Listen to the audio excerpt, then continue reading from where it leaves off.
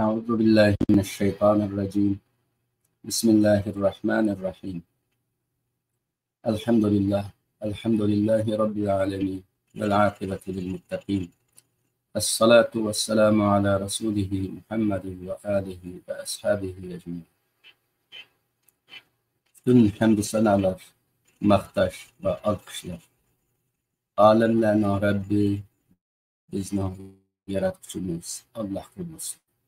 Yaxshi oqibat va muvaffaqiyatlar o'shalarga bo'lsin. Salat ve salam, aman esenlikler, qo'llashlar ve destekler şu Allah'ın peygamberi ve bizning rahberimiz Muhammed Aleyhisselam'a, onun aile tabaatına, sahabelerine ve onun yolundan yoldaşlarına olsun. Amin. Esselamu Aleyküm. Kaderlik Şarkı Türkistanlık karındaşlar. Bugünkü sohbetimiz yani Sure Yunus'un 88. ayetinden devam edeceğiz. Firab Tuğunanlar'da bugünkü tema Musa Aleyhisselam'ın ırkçı düşman Firavun'u ve hakimiyetini karşı. Musa Aleyhisselam Firavun ve hakimiyetini kağıdı. Beddua kıldı. Yokuluşunu Allah'ın tiledi. Nim için Musa Aleyhisselam burun beddua kılmayı, kilip lan beddua kılmayı, hazır ben kavmedin bir kısım insanlar iman etkendiğin keyin, tevekkül ibadeti atlanıp, resmi faaliyeti ötkendiğin keyin, Musa Aleyhisselam'ın etrafına bu işini kollaydıgan Müslümanlar toplangandan keyin beddua kıldı. Çünkü karındaşlar, Allah beddua kılgan düşmanını halak kılmaydı. Ya ki yaxşı dua kılganlar bir adamlarını kökül tutmaydı. Duanı icabet kıldığın Allah. Allah bu dünyanın iyisi. İyisi boğunadık bu dünyadaki mahlukatının, hususen insanların niyet ihbarını, iradesini,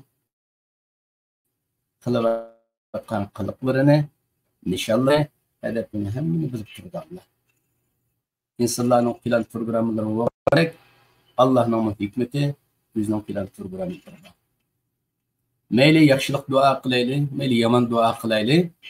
Allah'ın şu hikmetiga uygun kelsa, Allah şunu icabet kıldı, icra kıldı. Eğer Allah'ın hikmetiga to'g'ri kelmasa, Allah yaxshi duanı mı kabul kılmaydı, yaman duanı kabul kılmaydı.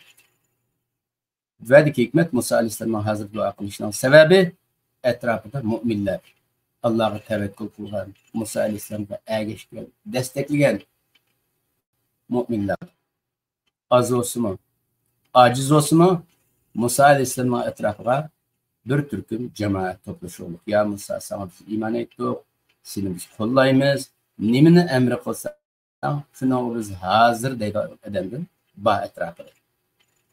Şunda bu açıklar. Musa Aleyhisselam şirayet yitildi Firavun'u, yani Firavun'u beddua kıldı, Firavun'u kağıdı. Nim için kağılıdır kardeşler?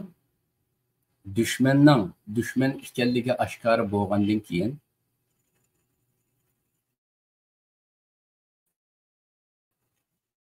ondan yaxshilik kutish ahmoq. Allah Qur'onda dedi, sizlarga şeytan uçuq açar. İnne şeytana lekum aduvun mubin. Şeytan sizlarga uçuq aşkarı düşman dedi. Yana bir ayette bizningki asasen Müslümanlarınki ve İslam'ın umumi prensiplerinden birisi ve la udvana illa ala zalimin. Zalimlardan başka hiç kimge düşmanlık kılışı yok bizning.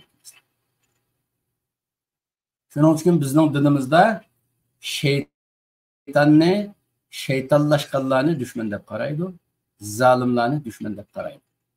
Şunun için Firavun'da şeytanlık mı tepildi, şeytanlaşkanlık mı tepildi, zalimlik mi tepildi?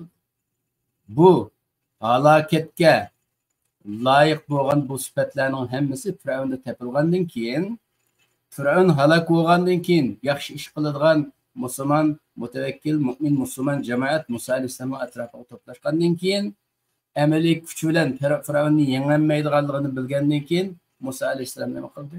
Allohga yolvordi. Ya Alloh, Firavunni yani hokimiyatini yo'q qil, halok qil deb beddua qildi. Bu Musa alayhissalomning sunnati va shundaqla butun payg'ambarlarning sunnati. Nuh alayhissalom shunday qildi. Nuh alayhissalom tabliq qildi. 950 yil tabliq qilib 7-8 adamdan oshmagandan keyin bo'lgan musulmonlar avlod kafir bo'lib, mushrik bo'lib o'tib ketdi. Ma turkchada bir gap bor. Nuh dedi payg'ambar demadi dedi. Shu Nuh alayhissalomning qissasidan keladi. Hammadan ya Nuh deydi, hech biri payg'ambar deb taqdirlash emas. 950 yil o'tgan.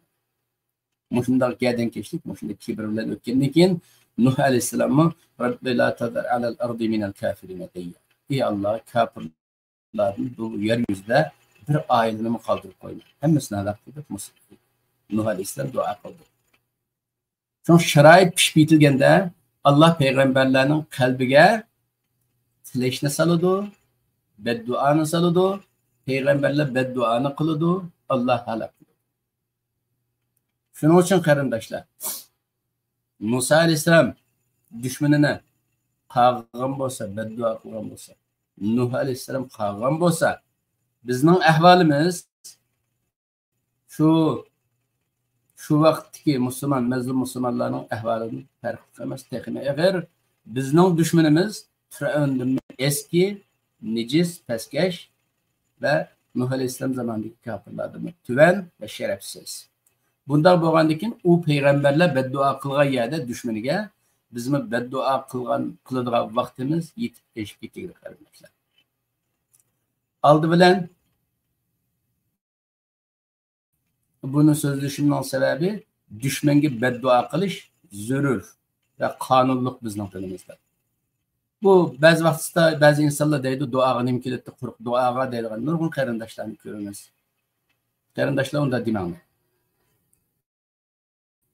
Biz qalbimizning bir tarafida Allohni ko'zga olmay, bir tarafida islomiyatni ko'zga olmay, bir tarafida Allohning payg'ambarini ko'zga olmay, unda tuvan kurab turib dinimizni Allohga beshimizga kun tushga vaqtida duo qilsak, qilmagan bilan, chunki biz samimiy bo'lmag'achqa. Biz manfaatimizga to'g'ri kelgan vaqtda islomiyatni manfaatimizga qo'llanadigan, ammo haqiqiy samimiyat talab qilinib, islomiyatni qabul qiling degan vaqtda o'zimizni onda o'qigan yo'g'i odam qilib ko'rsatib, islomiyatni tuvan ko'rib qolsak, u duolarimizning hech bir ijobat bo'lmaydi. Qanday olim bo'lib ketishimizdan qat'iy nazar. Dunyo bo'yicha allomi bo'lib ketaylik, Allohni va Allohning rasulini, islomiyatni tuvan ko'rgan insonlarning duosi ijobat bo'lmaydi. Shuning uchun duosimiz ijobat bo'limiz deydiganmiz, chuqur mustaqillik maydoniga atlanib turib, Allohga ishonib turib, tavakkul qilib turib, ey Alloh, mana biz jamoat asonlik bo'lsa, bu sen tarafga o'tdik. Endi biz sening yo'lingdan boramiz, endi biz duo qilamiz deb o'zimizning manfaat uchun duo qilsakmi, mustaqilligimizni asliga keltirish uchun duo qilsakmi, Alloh ijobat qiladi. Xitoyning halokati uchun Xitoyga beddua qilsakmi, Xitoyni qag'isakmi, Alloh ijobat qiladi. Duo degan ibodatning jiliki. Jilik bo'lmasa hayotlik bo'lmagandek, duo bo'lmasa ibodat o'ladi. Har qanday ibodat qilaylik, u ibodatdan keyin Allohga duo qilmasa, duo ibodatimiz o'ladi. Shuning uchun duo nimaning ifodasi? Duo Alloh bilan aramizdagi aloqaning ifodasi. Allohga ishonganligimizni, Allohga tavakkul qilganligimizning ifodasi. Allohga tayanadiganligimizni, Allohning yo'lanchimiz, hamimiz, bizning qo'g'dug'ichimiz deb qaraydiganligimizning ifodasi. Shuning uchun duoni tuvan ko'maylik qarindoshlar. Ulug' Ramazonda qalbimizda nima bo'lsa, o'z millatimizga manfaatlik qalbimizda nima bo'lsa, Uyg'urcha duo qilaylik. Alloh Uyg'urchani bekobdan biladi. Arabchasi kerak emas, boshqa tilchisi kerak emas duoning. Shu o'zimiz Uyg'ur bo'lgandan keyin Uyg'urcha duo qilsak, qalbimizning ichidan chiqarib, chunki o'zimizning tilni o'zimiz bilamiz. Nimani orzu qilgan bo'lsak, Allohdan tilaylik. Agar Xitoyga qarshi qanday beddua qilishimiz keraksa, beddua qilsak bo'ladi. Chunki Xitoy birinchi darajadagi shayton va Allohning dushmani bo'lg'achqa, unga qanday beddua qilsak bo'ladi?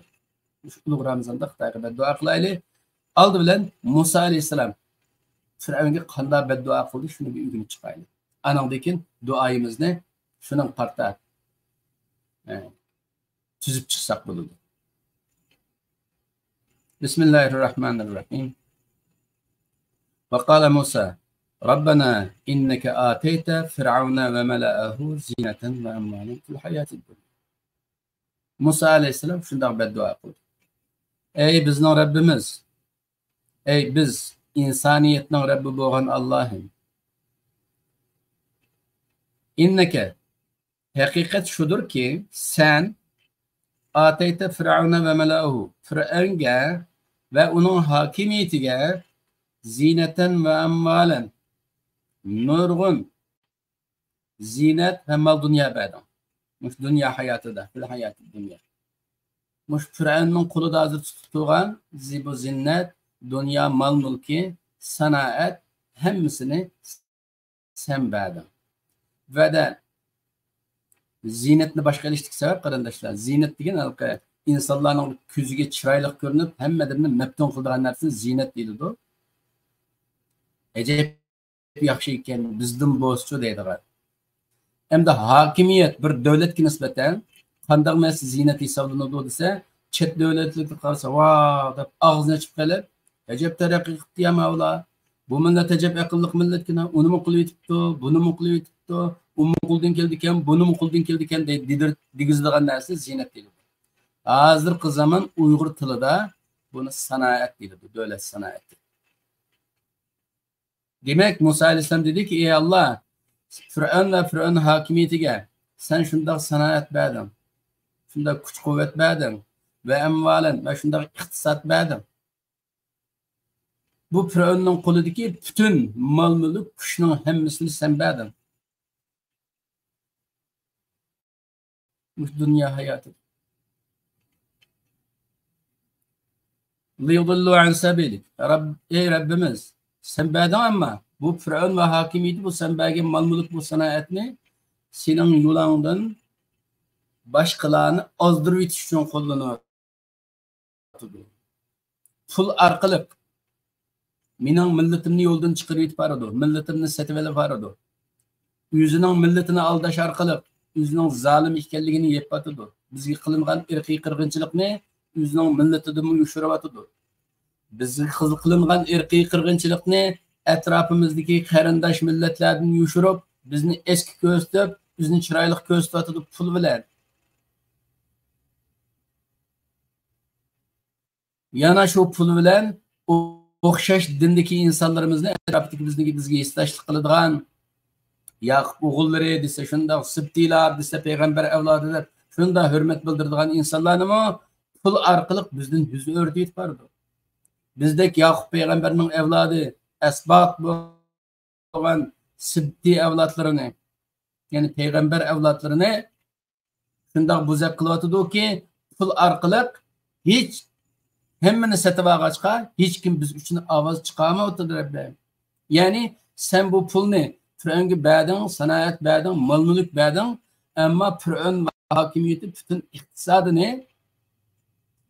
irqiy qirg'inchilikka ishlatayotdi va bu irqiy qirg'inchilikni yo'gashga ishlatayotdi Rabbim.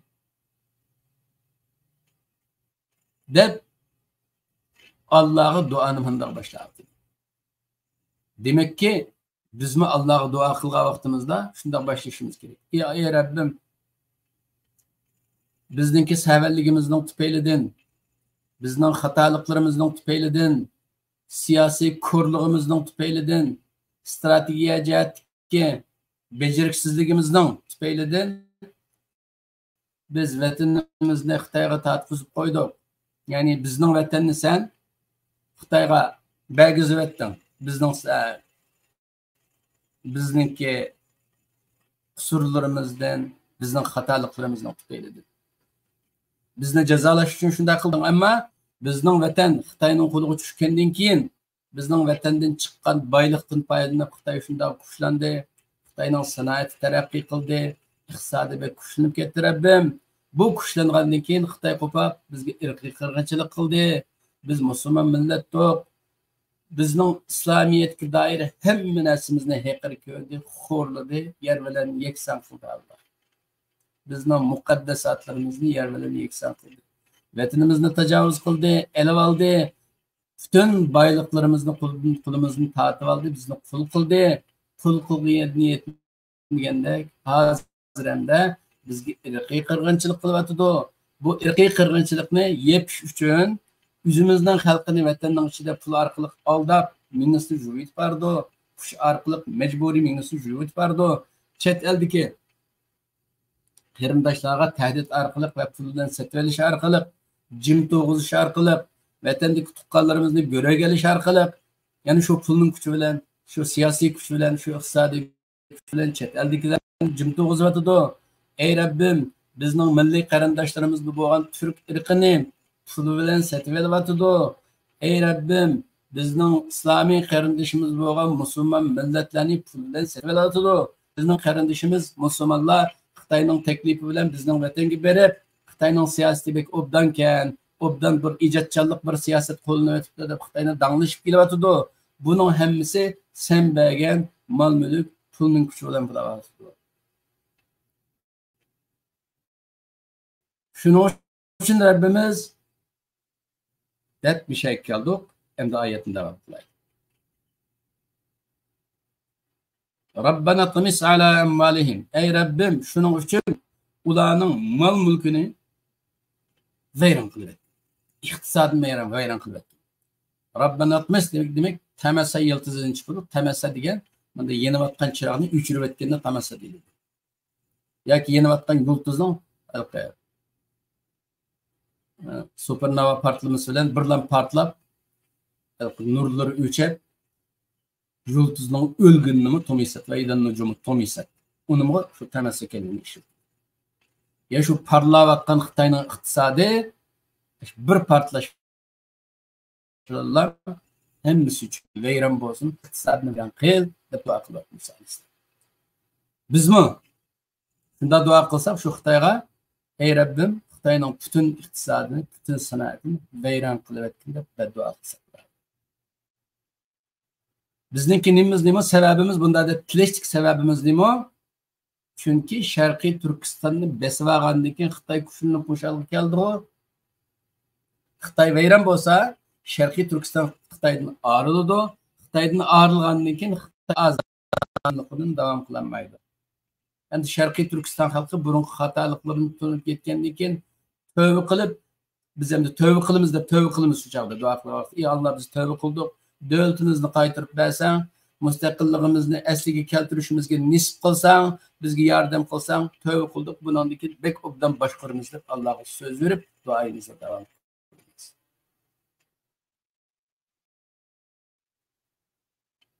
Rabbana tumis ala amwalihim mal mulkina vayron qilib etkin Alloh. Vashdud ala qulubihim. Ularning qalblariga qarshi shiddat qo'llan.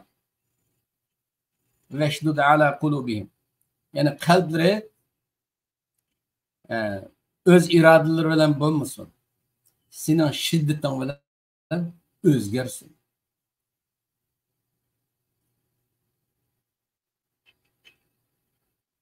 Bu qalbga vashdud ala qulubihimni qalbini qattiqlashtirib etgan deb tafsir qilsak bo'ladi.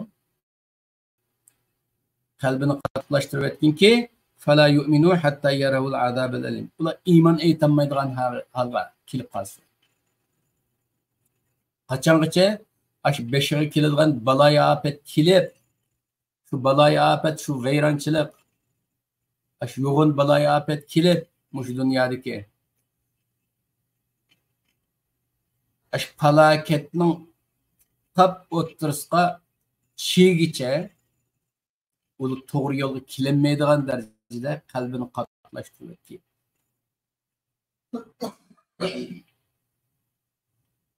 deb duo qilyapti. Birinchi paragrafida duoning iqtisodini vayron qilish bor. Ikkinchi paragrafida qalbiga mudohala qilish, Xitoyning qalbiga mudohala qilish. Ya'ni hozirgi zalolatida, hozirgi shu senin g'azabingni keltirgan, achchig'ingni keltirgan shaklida davom qilsinki, sening g'azabingni davom qilsin, Xitoyni halok qiladigan faqatlab sening g'azabi. Shu sening g'azabing hozirgidek davom qilsinki, Xitoy shu hushini topadigan vaqtgacha halokatga kirib olsin, halokatning ishiga kirib olsin. Vayronchilikka kirib olsin. deb Musa alayhissalom duo qildi. Yana qarindoshlar Tabbat surasida Allohning Abi Lahabga badduosi va Allohning Tabbat yada Abi Lahab deb. Abi Lahabning ikki qo'li qurib ketsin, amaliyotda qurib ketdi degan oyatda ma ag'na anhu maluhu va ma kasab. İqtisadımı qo'l ma ag'na anhu maluhu. Uning iqtisadimi qutqizmadi va ma kasab va uning qo'lidagi sanoatimi qo'lida iqtisodiy kuchini qutqizmadi degan yadimi? İnşallah mal mülk iktisaddan ve sanaatdan gap qilgan. Şu bir millatning cho'kishi yo'q bo'lishi uchun birinchi bo'lib iqtisodiy cho'kishi lozim, sanoat cho'kishi. Bo'ladi qarindoshlar, biz o'xshash bo'ladi. Pul bo'lmagandan keyin muhtoj bo'ladi, pul bo'lmagandan keyin sanoatni qo'lga keltirib olmaydi. Sanoat bo'lmagandan keyin nima bo'ladi? Biz degan aciz, bizning qo'limizdan ish kelmaydi deb qulluqni qabul qiladigan qul mijoz maxluqlarga aylanadi. Shuning uchun iqtisodiy jihatdan ojiz bo'lish, sanoat jihatdan ojiz bo'lish bu Allohning balosi qarindoshlar. Aralashtirib qo'ymaylik. Dunyoni topamiz, iqtisodimiz kuchli bo'lishi lozim, sanoatimiz kuchli bo'lishi lozim. Ammo uni o'zimizga patron qilib olmay, biz şu mal mülkning sahibi, şu sanoatning sahibi sifatida şu mal mülkning, şu sanoatni Alloh rizosi uchun qo'llansak, ta qiyomatgacha ustun turamiz. Ammo mal mülkka sanoatga qulab qolsak, u bizni yo'q qiladi, u bizni xeyga. Biz patron bo'lsak, biz xeylaymiz mal dunyoni. Mal dunyo patron bo'lsa, mal dunyo bizni xeylaydi. Kim patron bo'lsa, qo'ldagi narsa xeylaydi. Shuning uchun qarindoshlar, bu oyatda Musa alayhissalom Firavunning iqtisodining moliyasining cho'kish haqida duo qilyotdi va ularning hozirgi shu ozg'un ideologiyasining davom qilishini, hatto Allohning g'azabi tutib ularni vayron qiladigan vaqtgacha davom qilishini Musa alayhissalom tiladi. Musa alayhissalomning bunday tilishi normalda payg'ambar degan xalqlarni zalolatdan qutqizib yamanlıktan saadetke çıkış için keladi-ku. Musa alayhissalomda shu Suriya Yunusning boshida baş nur geldi ba litukhrijan nasa min az-zulumati ila an-nur bi ayyamillah.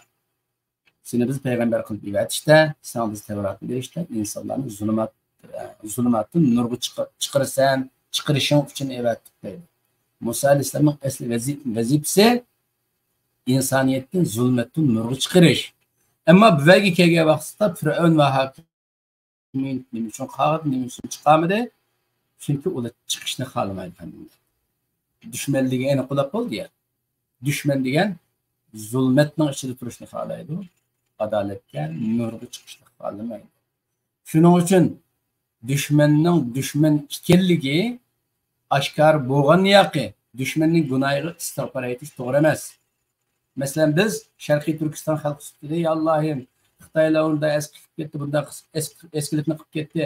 Buni bu qilgani gunohda Allohim, ularga bir insof to'p bersam, ularning bir gunohini mag'firat qilaversam" deb duo qilsak harom. Musulmonga yarashmaydi bu. Dushmanga yaxshi duo qilish harom. Ma kana lin-nabiyyi val-ladina amanu ay yastaghfiru lil-mushrikeena walau kanu uli qurba min ba'di ma tabayyana lahum annahum ashabul Peygamberge ve Müslümanlara, müşriklara yaxshi duo qilish yarashmaydi. Chunki ular ashabul jahim, cehennem ehli ekanligi oshkorlik qildi. Ba'zi shuningdek savol so'raydi, İbrahim alayhisalom dadasiga duo qildi deb. Unga Alloh javob: "Va ma kana istighfaru Ibrohim li abihi illa an ma'idatan ma'adaha iyya." İbrahim alayhisalomning dadasiga duo qilishi kichik vaqtida, yurtni tashlab chiqdigan vaqtida dada Samen dua qilma, Allah bir insof topib berish haqida, shu gunohlarga duo qilma deb so'z yurib qo'yg'achqa, shu so'ziga vafo qilish uchun duo qildi. Falamma tabayyana lahu annahu aduwwu lillah. İbrahim alayhissalomga dadısının Allah'ın düşmanı ekanligi aşkar bo'lgandan keyin tabarra minhu. İbrahim Aleyhisselam dadısından voz kechdi. Yani Azer İbrahim Aleyhisselam'ın dadısı. Hazır Xi Jinping o'xshaydigan bir kafir. Onun zalim ekanligi, Allah'ın düşmanı ekanligi aşkar bo'lgandan keyin o kadar mehri şefkatlik, kalbi yumshoq İbrahim Aleyhisselam, avvahu munib bo'lgan İbrahim Aleyhisselam dadısından voz kechdi Allah uchun. Shuning uchun biz Sharqiy Turkiston xalqi qarindoshlar, Xitoyning dushman ekanligiga iymon etishimiz lozim. Iymon etgandan keyin Xitoyga beddua qilamizki, yaxshi duo qilishga bo'lmaydi. Ta Xitoy halok bo'lib, ash zulmdan to'xtaydigan holga keladigan vaqtgacha bedduoni davom qilamiz. Mustaqilligimizni asliga keltiradigan vaqtgacha, mustaqilligimizni qo'lga oladigan vaqtgacha Xitoyga beddua qilamiz. Ba'zan deyishim mumkin beddua nimaga yaraydi deb. Agar hozirgidek mush pas holimizda duo qilsak bizga yaramaydi. Şu bedduani Musa Aleyhisselam mutavekkil insonlar chiqqandan keyin, tevekkül ibadetiga atlangandan keyin, mustaqillik ve Firavunning qutulish harakatiga atlangandan keyin duo qildi. Uning oldida qilmagan. Agar bizmi mustaqillik maydonidagilar o'zimizni bir top, bir jamoat deb o'ylasak, bir guruh yoki bir taraf deb o'ylasak, mush taraf Xitoyning halokatiga duo qilishimiz lozim. Sharqiy Turkistonning mustaqilligini asliga keltirishimizga Allohning yordam berishini tilab duo qilishimiz lozim qarindoshlar. Shuning uchun Allah Teala bu oyatning oxirida yana qala qad ujibat da'watukuma degan oyat bilan davom qiladi. Allah Musa alayhisolamning duosini ijobat qilib undan bo'lsa sizlarning duoyinglar ijobat qilindi. Mushazda to'g'ri yo'lga keldinglar. Mushu dushmanni qag'ash, mush dushmanga beddua qilish mush to'g'ri yo'l. Unda bo'lgan bo'lsa mush dushmanga dushman muomala qilish mush yo'lida ching turinglar. Fastaqima. Dushmanga dushmancha muomala qilish mush pozitsiyasida ching turinglar bo'lsa. Wala tattabi'anni sabilallazina la ya'lamun. Bijim bilmaydigan insonlarning keyiniga chiqmanglar. Balki o'zini bijim biladigandek ko'rinib, u yoqqa bu yoqqa tatib sizlarni yo'ldan chiqarishga tirishadigan, strategiyanglarga buzg'unchilik qiladigan ba'zi milliy ko'rinadigan milliy munofiqlar bor. Bularning aqsdi mang-manglar deb Musa alayhisalom va Harun alayhisalomga ogoh qildi. Qarindoshlar. Eng oxirisida anandikin bo'ladi, dengiz keladi, dengizda Firavunning halokati bo'ladi. Firavunni halok qiladigan vaqtida Musa alayhisalom va Sibtilar hech nima qila olmaydi. Aqs Firavun qo'shini oldida dengiz, qachaydisi dengizda o'ladi, qaçmaydisi Firavun qo'shini keliglik hammasida qurol va o'ltirdi. Shunday bir ahvol aslida hammadan qo'rqib, endi tugashdi, endi yo'qoldik degan vaqtida Musa alayhisalom deydi, inna ma'iya robbi sayhadi. Meni Rabbimdan bilan billah, albatta yo'l ko'rsatdi deydi.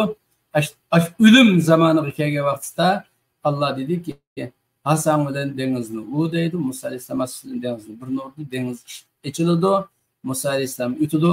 Şu açılgan yoldan Firavun askeri keladi, şu adamlar dengiz yüzleydi. Shunday oxirmiş. Yani aciz bo'lsangiz, şu Musa alayhisalom va Musa alayhisalomning qavmidek aciz bo'lasiz. Bularning qulida şu asisdan boshqa. Şu Musa alayhisalom fatihchilik qilgan hasisi şu. Shuayb alayhisalomning qo'ylarına boqqa vaqtga şu. Şu hasisdan boshqa hech nimasi yo'q bu bechora millatning. Ama meydanı mustahkam ching turibdi, dushmanga dushmancha muomala qilib ching turibdi. Beshiga o'lim kelgan vaqtida Alloh nima dedi? Hasanni dengiz u dedi, dengizni o dedi, dengiz orqali Musa alayhisalomni qutqazdi, Firavunni halok qildi. Asli dengizda bo'g'ilish kerak bo'lgan kimdi? Musa alayhisalom. Chunki onasi uni suvetga silib dengizga tashlab etdi. Dengizda o'lish kerak bo'lgan bu dunyo qonuni bo'yicha Musa alayhisalom. Emniyatda dengiz Musa alayhisalomni o'ltirmadi, Musa alayhisalom tutuldu. Ama Firavun padişah bo'lgandan keyin u dengizda bo'g'ilmaslik lazım ama Allah dengizda uni cho'mdirib dengizga bo'g'ab o'ldirdi. Allah'ın kudreti, Allah'ın hikmeti shunday. Keng qarindosh. Shuning uchun qarindoshlarim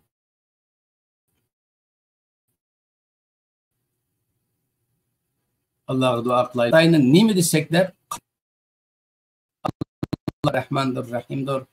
Bek mehri şefkatlidir Allah. Qarindoshlar, Allah'ın rahmetini yüzümüzge celb qilishga tirishaylik. Allah bizlarni Aciz bolsakmı, Musa Aleyhisselam'ın kavmini kutqazgandek bizni kutqazıyorsun. Musa Aleyhisselam'ın düşməni Allah halak kılgandek, bizning düşmanimiz Xitoyni ve Xitoy tajovuzchilarini Allah halak kılsın. Vayron qilsin, perişan qilsin. Xitoyning bütün davlatini, bütün iqtisodini, bütün san'atini, bütün barlig'ini vayron qilsin. Sen Rahman, Rahimsen, azdurma ya Rab. Rahmetden quruq qo'l yandurma ya Rab. Uyg'urning dodiga chaqirsam seni, rahmaylab qo'l uzat, chandurma ya Rab. Xalqimni vatanda qirg'izma ya Rab. G'azipan Xitoyni bo'g'sin ajallik, yurtimga suiqasdlar qildirma ya Rab. Esilsin darlarga Xi Jinping pushti. Kun yüzü ko'rmasin avlodi do'sti. Bo'lmasin hech kimning yurtimga qasdi. Düşmanga hech rohat ko'rgizma ya Rab. Düşmanning bir-birlab kulkisi o'ssin. Hammasi tamoman mazarga ko'chsin. Vatandan surilsin, do'zaxga ketsin. Azobda qolsinlar, o'ltirma ya Rab. Amin.